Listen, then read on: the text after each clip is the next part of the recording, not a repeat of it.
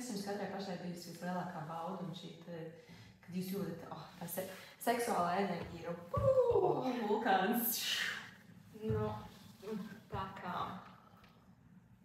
man pēdējais, laikam, tāds sarežģītākais gājiens bija tieši uz tiem heels, tāpēc droši vien es viņus arī pieminu, un es arī tieši šajā kontekstā arī dzirdēju to komentāru, kā tā bija publiski, labi mājās tur savam vīrietim, jā, bet ne jau publiski.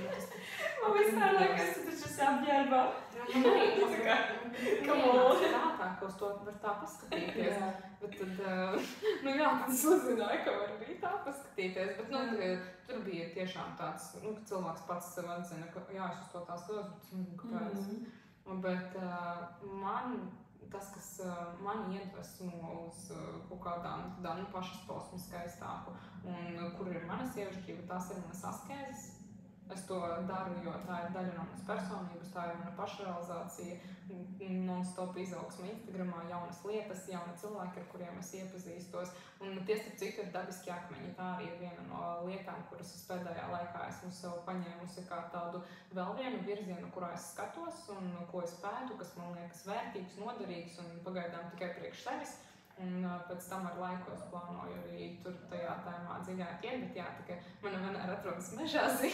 Un tās ir tās lietas, kas mani piepilda mani kā sievieti, un tā ir daļa manas seksualitātes, un es tur caur šīm lietām, es mācos gūt baudu no dzīves, un es viņu gūstu. Kādam var likties ļoti fucking dīvaini, ka tu caur askēzēm, caur definīciju, vai caur akmeņiem, jā. Tikai pājā, vai kā ko tur viņš es nesāju pētu, mācos, sapūstu, eju tikties ar cilvēkiem, kuriem ir akmeņu biznes. Man liekas ļoti. Jā, kādam var likties ļoti dīvaini, ka tur askēzes, kas pēc definīcijas ir sevis ierobežošana, var atnest cilvēkam prasmi gūt baudu no dzīves. Man liekas, kā kāds var nebūt, kā viņi nesaprot, ka tā ir. Jā. Man priekš manis tā ir absolūta norma, tā ir mana neatņemama dzīves sastāvdaļa. Dievinu askēzes ir viens no maniem mīļākajiem instrumentiem mērķu sasniegšanai. Cilvēkiem, kur nezina askēzes, es zinu, tu droši vien citādāk domā paskaidrotu bišķiņā. Jā, es domāju askēzes no ezotēriskā skatu punkta un askēze no ezotēriskā skatu punkta, tā ir sevis ierobežošana kaut kāda cēla mērķa vārtā. Respektīvi, tev ir sevis ierobežojums, tev vienmēr ir mērķis. Ļoti elementārs piemērs. Es atradu smērķēšanu uz 21 dienu, un mans mērķis ir plus tur x summa mēnesī ienākumos. Un cilvēks to 21 dienu nekurīja, un kā askēze strādā, iznībā ļoti elementāri. Viņa strādā uz enerģijas rēķina. Tad, kad es smēķēju, jebkurš kaitīgs ieradums, mēs tam atdodam tonu savas enerģijas. Vienkārši, ņem for free. Un tad, kad mēs paņemam to askēzi un atsakamies no šī ieraduma, enerģija nekur nepazūd. Katru reizi, kad es iedomājos par to, varētu uzkurīt, uzģenerējas enerģija, un kur viņa visa aiziet, manam mērķim, tāpēc, ka es atceros, kāpēc es nekurīju. Man vajag plus x summu mēnesī, un tāpēc es nekurīšu tagad. Un tad, kad mēs vienkārši apņemamies kaut ko nedarīt, ļoti grūti noturēties. Tad, kad ir mērķis, tad noturēties ir 10 reizes vieglāk. Sevišķi, kad tu paņem vienu, otru, trešo askēzi un viņas visas nostrādā, tad ir tāds, es varu arī kaut ko nopietnāku paņemt.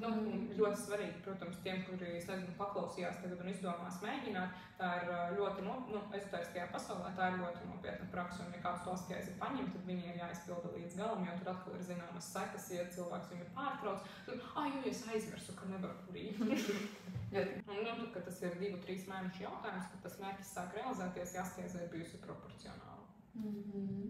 Ok, Diana, tev baudas jaudas, kas ir tavs bijis lielākais, foršākais? Kāds tieši ir bijis, ja? Jā. Kur tas vai arī varbūt citreiz tās pirmās, kur tu jūt tev seksuāla enerģija palaižās, un tad varbūt tāda atmiņa. Tas, kas man strādā regulāri, ir jaunas zināšanas un kaut kādas jaunas savas transformācijas. Es ieeju kaut kādā procesā, un es reāli nokaifoju no tā, ko es uzzinu, un man ģenerējās nenormāli daudz enerģijas, un es jūtos, es nezinu, es pat dažreiz tāds sevi, ka es esmu jau gatava orgasmu izjust vien no tā, ka man tagad ir jaunas zināšanas, es esmu kļuvusi lielāka, plašāka, un man ir tik daudz ko dot, un man dabiski tā izģenerējās ārā, un ar to nāk nauda. Un tas ir otrs, tas mans tāds aspekts, tagad laikam laikam jābrīdina triggeris, ja? Bet reāli naudas pelnīšana. Man naudas pelnīšana ir kaut kas pat labāks par seksu.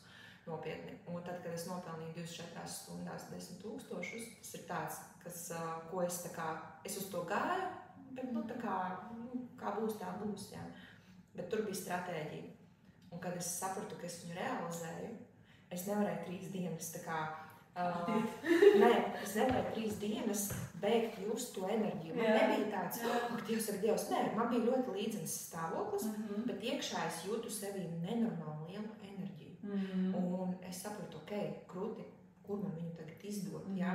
Un es ļoti sajūtu sevī to, ka es sevi tam sagatavoju, un tas cipars man vienkārši bija tāds check, done, viss, jā? Un atkal tas ir vairāk stāsts pat ne par naudu, es tad vienkārši procesā saprotu, runājot, nav jau stāsts par naudu, ir stāsts par to, ka es uztaisīju savu, teiksim, ja paskatās drusciņi no tā, ko Sāna teica, es uztaisīju savu askezi. Man bija konkrēta stratēģija, man bija konkrētas lietas, no kurām es atteicos, konkrētas, tā skaitā klienti, tā skaitā projekti, man bija lietas, no kurām es atteicos, lai realizētu tieši to. Un man nebija svarīgs cipars, man bija svarīgs par konkrētu cenu, konkrēto produktu, konkrētiem cilvēkiem. Ja? Un es to realizēju, un es no tā reāli saņemu kaifu. Ja? Un tas ir tas, ko es pielietoju jebkuros savos sasniegumos. Un tā stratēģija, mana unikālā stratēģija, kas man strādā. Ja? Un es no tās visu laiku kaifoju. Ja mēs paskatāmies tādas ikdienišķas lietas, zini, viņas ir jau ar laikiem tā grūtāk pamanīt. Tāpēc, no kā es kaifoju, tā ir apelsīna kafija. Es viņu dzēru, man vienkārši kaifs. Un es šodien ļoti pārdzīvoju, ka es nevarēju viņu atvest. Man bija, tāpēc, kad man tas sagādā baudu. No vienas puses, tā var nostrādāt kā atkarība, kā kompensācijas mehānisms tam, ka es kaut ko tur jūtos slikti un es viņu gribu iedzert, lai es aiztos labi. Ja? Bet manā gadījumā tas reāli ir tā, ka viņi man sagādā baudot. Es viņu izdzeru un reāli pilnīgi tā kā kaifīgi paliek. Smuki ģērbties, ja? Man smuki, manā izpratnē smuki. Dejot man iet dejot besī, man nepatīk, man ir jāsaņemās. Bet es saprotu to, ka tiklīdz es ieeju tajā procesā, es kaifoju un pēc tam man ir uzvaras sajūta. Jo es iemācījos, man atkal stāsts par mācīšanos, es iemācījos kaut ko jaunu, es pārvarēju savas bailes, es kļuvu drosmīgāka, drošāka. Ja? Kā par askēzēm vai atteikšanos, kas jums ir bijis arī efektīvākais, lielākais, no kā jūs esat atteikušās, vai kur jūs šito nē? Tu teici arī, ka tu gatavojies, no kaut kā tu atteicies. Kas tas bija un kā tu atteicies? Es uz katru projektu, palaišanu, pārdošanu, stratēģiju un vadīšanas īpaši sākumu vienmēr atsakos no alkohola, vienmēr stabili, jo man garšo vīns. Es atsakos no tādiem, kā vienīgais kaitīgais ieradums ir vīns un solds.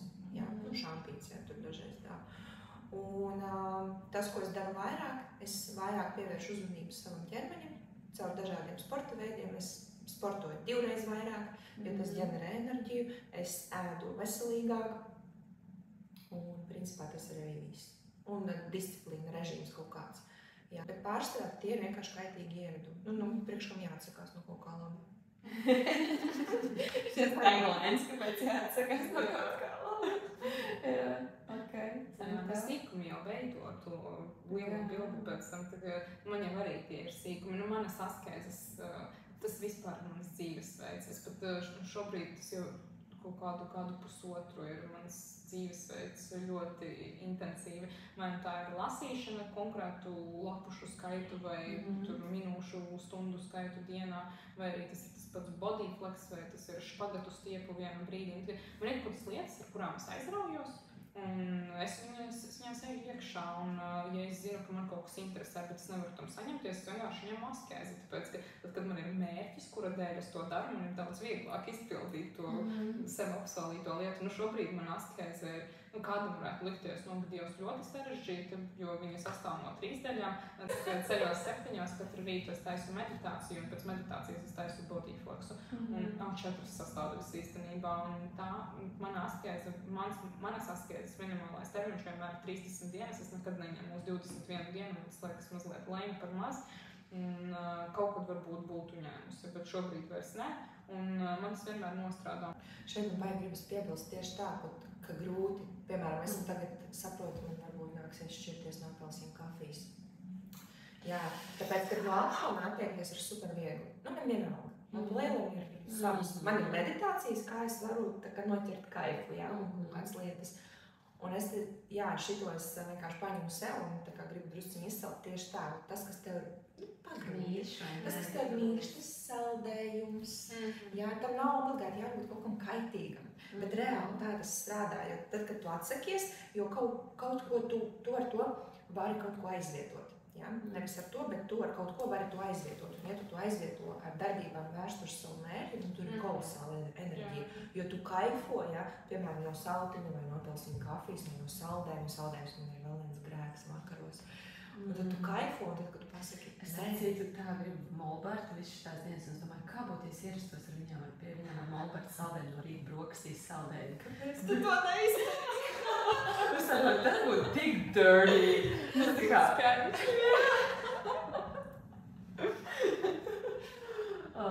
Jā, bet tikko tu pateici par to kaut kas ir mīši, no kā grūti atteikties, tad tā ir askēdz. Jo es arī no kafijas no janvāra, februāra atteicos. Nu, kafija taču ir kafijas smarža. Nu, viss gārši, visas tikšanās ir, ejam iedzert kafiju. Jūs satikāties aizgājāt uz kafiju, ja visur ir kafija. Bet es sev konstatēju, es sev pateicu, es tagad esmu tējas dzērājs. Un tā kā, es sāku arī rakstīt, ka cilvēki tā kā, ejam satikties tā, jā, varam uz kā tēju. Un tā kā rītīgi savu tēju. Un tajā klusuma meditācijā mums bija, tur gan bija melnā tēja, bet melnā tēja man galīgi nē, un zaļā nebija. Un es sāku rojbos dzert, un es tā, es varu vispār bez kafijas, bez arī zaļās tējas. Nu, bet ir tas foršais izaicinājums, jo viņš jau joprojām, jo viņi jau smaržo tā kafija jau mājās ir. Viņi jau visās tikšanās arī reizēs ir, visas jau mēs dzeram latis un visu pārējiem tāds. Es dzeru tēju, tēja ir mans. Jā, un visgrūtākais jau tajā brīdī, kad tev tā kā, šitā diena iesākās, un es zinu, tu iedzer to kafiju bišķiņu, un tev būtu tiņš uz augšu un viss būtu. Es tā ne, izdzīvot šo. Jā, tas baigais. Un tas īstenībā baigi krūti, jo tu tā kā, lai neizdzīvotu šo te vienu mirkli tinks, tu beigās iegūsti tādu riktīgu iekšējo kodolu, jo tu principā izpildi doto solījumu sev. Tu kaut kādu iemeslu dēļ izdomāji no viņas atteikties. Un ja tu šitā baksties, atsakos, nu labi, tas Sāpīs mēnešreiz, skrampi, pirms mēnešreiz. Un tu paņem kafiju nost un tev nav. Tu pats zini tāpat kafiju, jūs sakat par saltiņu, ja? Nu man ķermenim nepatīk, ja? Tu ķermenim nepatīk kafija, ja tu no viņas atsakies un uzreiz ir rezultāts, jā? Jā. Pakita vienkārši. Un, jā. Bet, protams, tāpat kā kura cita garīga praksa, kas neparedz tādu mērķtiecīgu darbību, viņa paredz to, ka tas ir palīgi instruments. Respektīvi, tā kā Diana saka, ka tev vienkārši, tu to laiku izmanto, piemēram, lai virzītos savā mērķa virzienā. Un, ja es, piemēram, tagad paņemu askēzi tur, lai es sasniegtu plus x summu mēnesī, bet es vienkārši daru to pašu, ko iepriekš. Un tā askēzi arī beigas skaisti nestrādāt. Bet vienkārši cilvēkam paliek, viņš kļūst daudz motivētāks darīt kaut ko vairāk, un daudzi neapzināti viņi tomēr kaut kādus jaunus projektus atrod, kaut kur iesaistās, kaut kur aiziet parunāt. Piemēram, es nevis izēju pakurīt pusdienu pārtraukumā, bet es tā vietā parunājos ar kolēģiem, mēs tur sarunājam, uztaisīsim pasākumu vai arī kādu jaunu ideju izdomājam. Beigās uzsākām kopā biznesu. Tagad tā tas nostrādā, tas nekad nav straight forward. Daudz domā, ka viņi tur atteiksies no tur cukura, un tagad viņiem, es nezinu, savu kādu cukura industriju atnāks iespējas. Tas nekad nenotiek lineāri. Tā nav tā, ka es paņemu par askēzi uz x plus x summa mēnesi, jo man vienkārši atnāk piķis. Nē, viņš atnāk iespēju formātā, un viņas arī jāmāk pamanīt. Un šeit mēs atgriežamies atpakaļ pie pašiem pirmsākumiem, pie apzinātas pieejas visam. Es mācos pamanīt lietas, es mācos dzīvot, un tad, kad es redzu, kāds man ir triggerot, tad, kur es nedzīvoju. Tā.